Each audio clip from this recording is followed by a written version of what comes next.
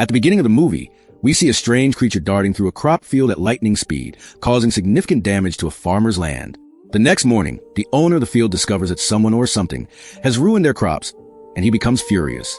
So, he calls his 3 sons to the field. The youngest son's name is John, and the villagers all consider him to be a fool. John's father tells his sons that they must guard the crops that night to catch whatever has been destroying them. But John's 2 brothers trick him into doing the job alone. Since John is naive, he agrees without hesitation. That night, John gets ready to guard the field. After a while, as he sits alone watching over crops, he hears a strange noise. When he turns around, he sees a huge white horse standing in front of him. John is astonished, and he realizes that this horse is the one destroying their crops. So, he ties some rice with a rope and throws it toward the horse in an attempt to catch it. But just then, the horse starts to flee.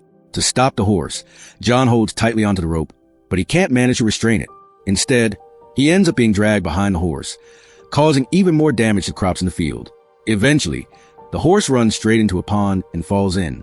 Seeing the horse in the water, John feels terrible for it and tries to save it. Using a windmill mechanism, he manages to pull the horse out of the pond. But when he sees the horse's sad expression, John feels deep compassion.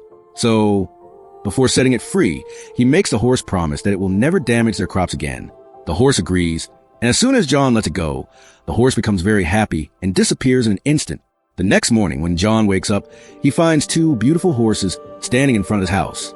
Then, he hears a mysterious voice telling him that these horses are a gift for him. John becomes frightened upon hearing the voice, and when he turned around, he sees a small, cute little horse. It was a child of the same horse he had encountered the previous night. John had saved his mother, and now this little horse could talk to him.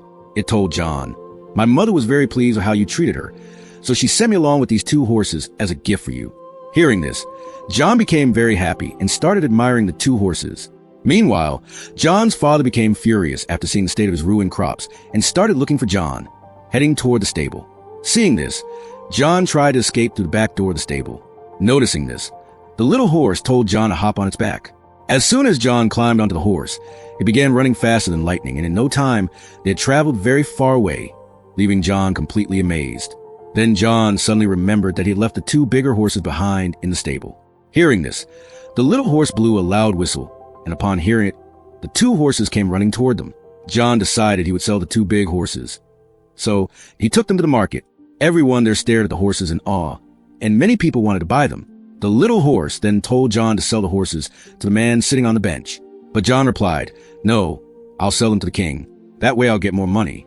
So, John took the horses to the king. But when he got there, the king's minister told the king, "These horses can't possibly belong to a boy like him.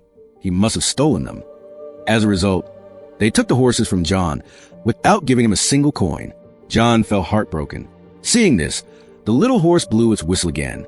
Meanwhile, the 2 horses were pulling the king's carriage.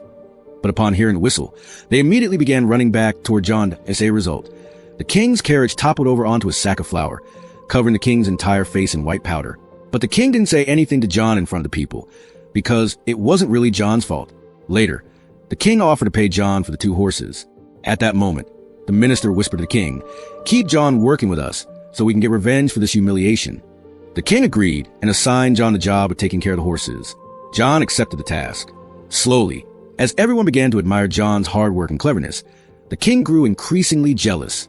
Seeing this, the minister told the king, "We have to assign John a task that he can't possibly do. Then we'll have a reason to execute him. Tell him to bring back the Firebird. No one has ever managed to go near it, and there's no way John will be able to. When he fails, we'll sentence him to death."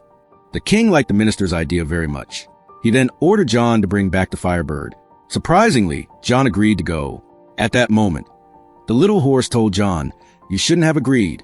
Bringing back the Firebird is no simple task. It's not an easy task. Until now, everyone who went searching for the Firebird has never returned. But since John had already given his word to the king, he couldn't back down." Hearing this, the little horse took John into a forest. There, they approached a walnut tree, and the horse said, "The Firebird loves eating these nuts, but whenever it eats them, it falls into a deep sleep. That's how we'll be able to catch it easily." Then they both went to the place where the Firebird lived. There, they scattered the nuts on the ground and waited for the Firebird to arrive. After a while, the earth began to tremble, and attracted by the smell of the nuts, the Firebird emerged from underground. It ate all the nuts and quickly fell asleep. John approached the bird to capture it, But just as he got close, the firebird woke up and began chasing him. As a result, the entire island caught fire. Before the firebird could catch John, he gave it the last nut he had. The bird ate it and fell asleep once again. Taking this opportunity, John tied the bird up with an iron chain. When the bird woke up and realized it was captured, it began to cry. Seeing this, John felt sad and decided to release the firebird. The firebird was overjoyed and flew away, but before leaving, it gave John one of its feathers, which glowed like fire. Seeing this, the horse told John, "The king won't forgive you." But John replied, "I believe when the king sees this glowing feather, he will believe I truly caught the firebird." Then John returned to the palace and explained the entire story to everyone, including the king. However, the king didn't believe a word John said. When John showed him the feather, it had stopped glowing. The king then declared that John would be sentenced to death. As everyone prepared for his execution, the firebird suddenly arrived to save John. The people were amazed to see the magnificent bird and finally believed John's story. So the king had no choice but to cancel punishment and even had to promote John. But all of this made the king even angrier. In his heart, he decided that he must kill John somehow. Then the king's minister gave him another idea. He said, "Order John to bring back the princess from the Ice Kingdom. There's no way he'll be able to do that. And if he fails, we'll have a reason to kill him. But if he does succeed, you can marry the princess yourself." The king loved the idea and ordered John to go. John accepted the mission once again, and with his horse, he set off for the Ice Kingdom. There, they found a huge mountain with a frozen gate. They couldn't figure out how to open the icy door. Just then, one of the firebird's feathers flew in and passed through the door. Instantly, all the ice melted into water, and the current began to sweep them away. John entered the now open door and found many princesses sleeping inside. He didn't know which one was the real princess. Just then, a feather from the firebird floated down in front of one girl. Feeling its warmth, the girl woke up. John realized this must be the real princess. He told her, "Our king wishes to marry you." Hearing this, the princess got angry and said, "If your king was so brave, he would have come here himself." After saying that, she jumped off the mountain. Seeing this, John didn't care for his own life and jumped after her to save her. The little horse, waiting at the foot of the mountain, saw them falling and quickly opened its wings, catching them before they hit the ground. That night, they camped in a forest. The horse started to suspect that John might be falling for Princess. So it warned him, "If the king finds out about this, you'll be in serious trouble." Secretly listening nearby, the princess overheard their conversation and began to realize that she too might be falling for John. The next morning, John returned to the kingdom with the princess. Seeing her beauty, the people were amazed and praised John. But when the king saw that John had survived once again, he grew even angrier, because once again he couldn't kill him. Then we see the king telling the princess that he wants to marry her. The princess responded, "I won't marry until I get back the ring I lost. It fell into the ocean." Hearing this, the king was troubled, wondering how to retrieve it. Just then, John stepped forward, and the king gave him the task of finding the lost ring. But John had no idea where the ring could be in the ocean. So he asked his horse, but even the horse didn't know. The horse then asked its mother for help. The horse's mother said, "The ring is inside the stomach of a giant whale, deep in the sea, on a remote island." After hearing this, John set off with his horse toward that island. Along the way, some birds flew past him, and John fell into the sea. At that moment, they realized they had reached the exact location where the whale lived. Underwater, John saw the massive whale tied up with thick chains. It was so large, it had turned into a whole island. John approached the whale and asked, "Who chained you up like this?" Tears welled up in the whale's eyes. It told John that it had once eaten some ships, so the surviving sailors had captured and chained it. But now it regretted its actions and wanted to make up for its mistake. Then John came up with an idea. He and the horse entered the whale's nose, causing it to sneeze.